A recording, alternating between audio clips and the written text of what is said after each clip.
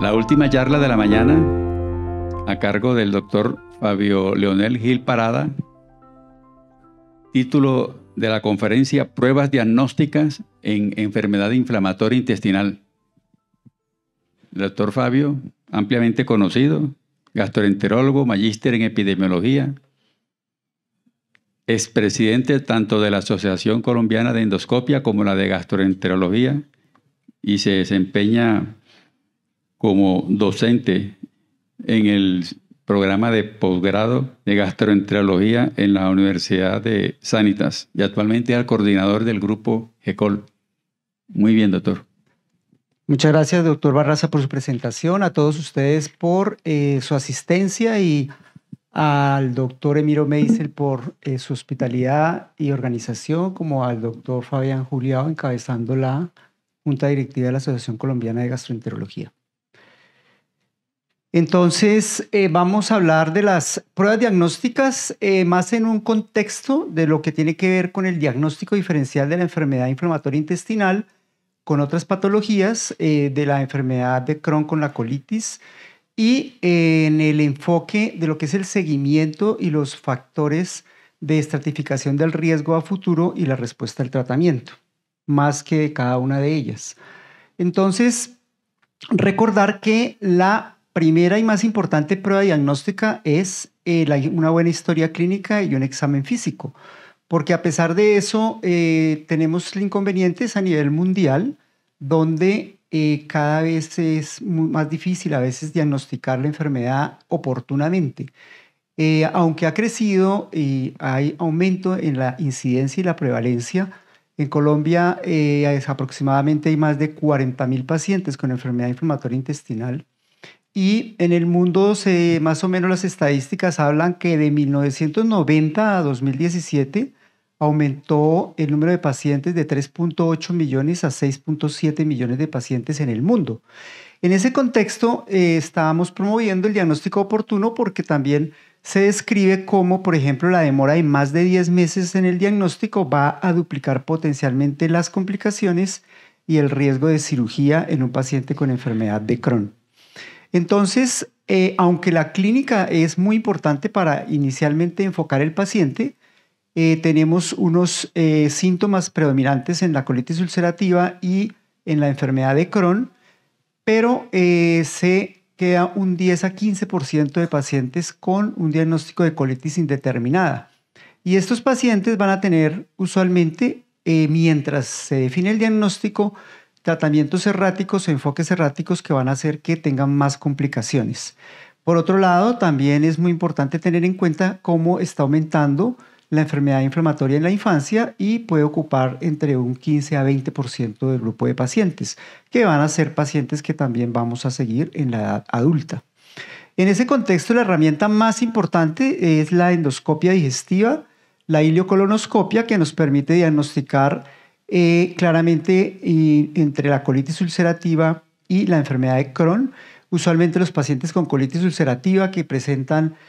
frecuentemente diarrea con sangre van a tener un compromiso muy simétrico que inicia en el recto hacia proximal, y una diferenciación clara entre la mucosa sana y la mucosa enferma, con un compromiso principalmente a nivel de la mucosa, a diferencia de la enfermedad de Crohn, que va a ser un compromiso transmural. Y tener en cuenta que a veces los síntomas no son tan típicos, tanto que pacientes, por ejemplo, con proctosimoiditis, hasta en un 30% de los casos, van a tener constipación en lugar de diarrea. Y aquellos pacientes que a veces no van bien, que van con diarrea, y de un momento a otro se empiezan a estreñir o empiezan a tener ausencia de defecaciones, nos debe alertar no de que está mejorando o respondiendo, sino que de pronto el paciente está entrando en un cuadro de atonía intestinal y de complicación. Entonces, y en el caso de la enfermedad de Crohn, que compromete de la boca anal o con sus manifestaciones extraintestinales, tener en cuenta, por ejemplo, aquellos pacientes que vienen con un tratamiento crónico y que de pronto empiezan a manifestar síntomas de borborismo, y ya disminución de peso, vómito y distinción recurrente, que sea un signo de alarma, y evaluarlos que de pronto está haciendo ya una estenosis crítica, además de todos los signos y compromiso tanto mucoso como transmural. En ese contexto, entonces, primero tenemos los estudios endoscópicos y en segundo lugar tenemos los biomarcadores. Los biomarcadores, los más importantes y útiles son la calprotectina y la proteína C reactiva. Entonces, tanto la calprotectina como la proteína C reactiva son muy importantes en el diagnóstico diferencial. Se dice, por ejemplo, que un paciente con una calprotectina menor de 50, solamente en 1% de los casos va a tener una enfermedad inflamatoria intestinal. Eso nos sirve como diagnóstico diferencial, sobre todo en los pacientes con intestino irritable. Tenemos pacientes con distensión, episodios de diarrea, síntomas. Entonces, seguramente ahí nos puede ayudar que un paciente, por ejemplo, con intestino irritable, con predominio de diarrea y una calprotectina normal, es muy improbable que vaya a tener una enfermedad inflamatoria. Igualmente nos sirve como diagnóstico y seguimiento al tratamiento.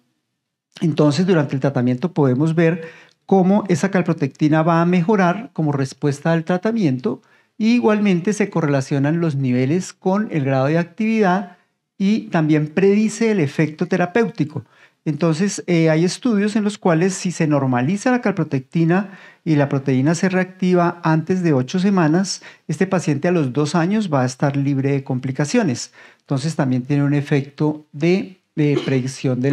la respuesta. Igualmente se correlaciona con la respuesta histológica y la respuesta endoscópica.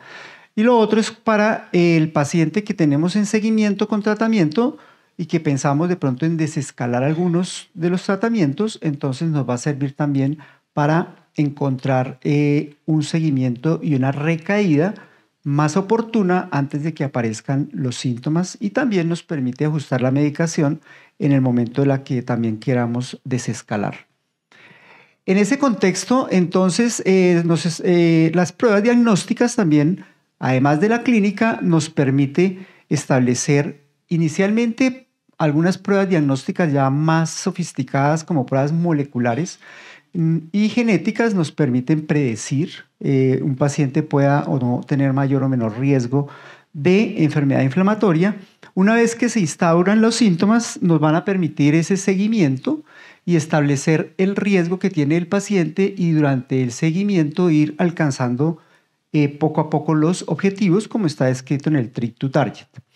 Entonces, es en ese contexto que las pruebas diagnósticas nos van a ayudar a definir la actividad de la enfermedad. Se recomienda, por ejemplo, los biomarcadores como la calprotectina y como la proteína C reactiva, medirla alrededor de cada 3 meses, y acorde a esto y a la evolución clínica del paciente, el otro prueba diagnóstica como el seguimiento endoscópico, generalmente los 6 meses al año inicialmente, en contexto de la respuesta al tratamiento. Entonces, es así como se establecen las metas y los objetivos a corto plazo y metas a largo plazo, como esperamos en el seguimiento posterior que otras pruebas diagnósticas para ver, en el caso de la enfermedad de Crohn principalmente, lo que tiene que ver con el compromiso proximal y el compromiso transmural y la curación histológica en la colitis ulcerativa. Pero en ese contexto también tenemos que tratar con el paciente los objetivos a corto plazo y las metas a largo plazo. Entonces hay que hablar con el paciente y hay que explicarle muy bien la indicación y seguimiento de estas pruebas diagnósticas para evaluar, porque puede ser que el objetivo inicial del médico sea normalizar la calprotectina y uno de los metas del médico sea la curación de la mucosa. Pero entonces el paciente, de pronto una paciente llega y su meta es quedar embarazada. Entonces ahí nos va a cambiar precisamente la aplicación y el seguimiento de estos pacientes y la aplicación de pruebas diagnósticas buscando las metas de manera conjunta. Porque a veces solamente desde una visión del médico estamos buscando curación de la mucosa, y ni siquiera hay una definición concreta de lo que es curación de la mucosa. Entonces hay otras metas que son más para el lado del paciente, como es el grado de discapacidad, calidad de vida y proyectos futuros. En ese contexto es donde surgen precisamente, digamos, esos vacíos o esos retos en la aplicación y el seguimiento de las pruebas diagnósticas. En ese contexto, entonces, se habla, por ejemplo, de la falta de definición específica de lo que es la curación de la mucosa y hasta dónde vamos a llegar con el paciente. Es frecuente que tengamos muchos pacientes que clínicamente están bien, que hacemos la colonoscopia y tienen algunas erosiones y hay que evaluar en ese momento si la prueba diagnóstica nos permite tomar una conducta, si seguir escalando un tratamiento que tiene efectos adversos o si podemos hacer un seguimiento clínico del paciente acorde también a su edad y a su tipo de manifestaciones. También tenemos, por ejemplo, en un momento dado las pruebas diagnósticas nos pueden permitir, si tomamos la decisión, por ejemplo, con un paciente con enfermedad de Crohn, estenosante a nivel del ilion, y evaluar en qué momento puede ser la indicación de una cirugía, que no la cirugía siempre es para una complicación. Ya hay estudios como el estudio LYRIC y es metaanálisis en los cuales nos permite tomar decisiones tempranas e indicación temprana de cirugía, porque vemos pacientes a veces con terapias por años y la estenosis no mejora y no mejora. Y entonces en ese contexto es que debemos identificar este tipo de pacientes y aplicar de manera adecuada y correlacionarlo con las pruebas diagnósticas. Otro aspecto es las pruebas diagnósticas en las complicaciones. Entonces, en el paciente con colitis severa se aplican pruebas diagnósticas en la paciente con colitis aguda severa. Aquí tenemos pruebas diagnósticas que se realizan en el momento del ingreso y ahora veremos las que se realizan como seguimiento. Entonces se utilizan principalmente pues, todo lo que tiene que ver con el hemograma, la proteína C reactiva, sobre todo la albúmina y los índices endoscópicos de severidad y la proteína C reactiva. De todos los índices, yo les recomiendo este último, que es uno muy reciente, que está validado por un estudio multicéntrico y acorde al hallazgo y niveles bajos de albúmina, de proteína C reactiva mayor de 100 y un índice de severidad de la colitis ulcerativa mayor de 7, nos va a dar 4 puntos y este paciente desde el ingreso va a ser un paciente que muy posiblemente termina en una colectomía.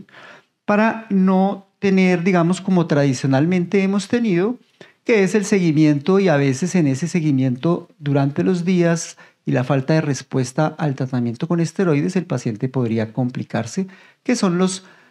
pruebas diagnósticas que se usan en el índice de seguimiento de los pacientes, donde una también muy importante complementaria es la placa de abdomen simple que debemos hacer al ingreso y en el seguimiento, que si hay un diámetro mayor en el colon transverso de 5.5 centímetros, ya este paciente seguramente nos va a alertar de que tiene una indicación quirúrgica, es decir, no esperar tanto tiempo.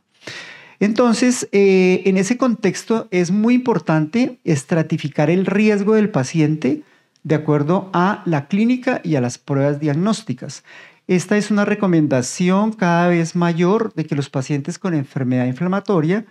en cierto momento hay que estratificarlos y direccionarlos a grupos especializados en el manejo de enfermedad inflamatoria intestinal, en grupos multidisciplinarios, porque van a tener factores de riesgo de mayor complicación.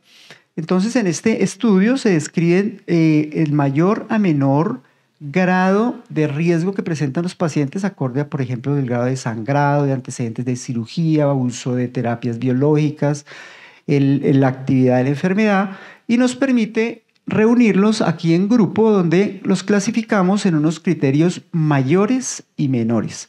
Entonces, la recomendación es que si un paciente tiene uno de estos criterios mayores y 2 menores, este paciente debe ser direccionado a un grupo especializado de manejo de enfermedad inflamatoria intestinal. Los principales criterios mayores pues, son que el paciente tenga un sangrado recurrente, que el paciente tenga historia de úlceras profundas que no responden al tratamiento, que el paciente esté en terapia biológica y que se le hayan hecho varios cambios, que ha tenido cirugía previa, que sea un paciente que tenga fístulas o abscesos y complicaciones y riesgo de desnutrición o una proteína C reactiva persistentemente elevada o una anemia persistente y albúmina baja. Y los criterios menores que aparecen a la derecha, que cuando hay 2 de estos criterios, entonces el paciente también debe ser remitido a un grupo especializado de manejo en enfermedad inflamatoria intestinal. Entonces, para resumir, y ya en el contexto de la inteligencia artificial, y todo lo que tiene que ver con la medicina translacional y medicina personalizada. Ya hay programas en los cuales se van alimentando desde la genética del paciente, los antecedentes familiares, todo lo que son los hallazgos de las pruebas diagnósticas en la endoscopia, los índices endoscópicos, radiológicos y la histología, y le permite a uno calcular el grado de riesgo de complicación que va a tener este paciente y una indicación de una terapia más oportuna, igual el escalamiento de las terapias más oportunamente. Entonces, como conclusión, definitivamente los estudios endoscópicos son pues el patrón de oro para como prueba diagnóstica en la enfermedad inflamatoria y bien usados y en un contexto clínico acertado con un seguimiento adecuado nos va a permitir hacer diagnósticos oportunos, escalamiento oportuno de las terapias para disminuir las complicaciones. Muchas gracias.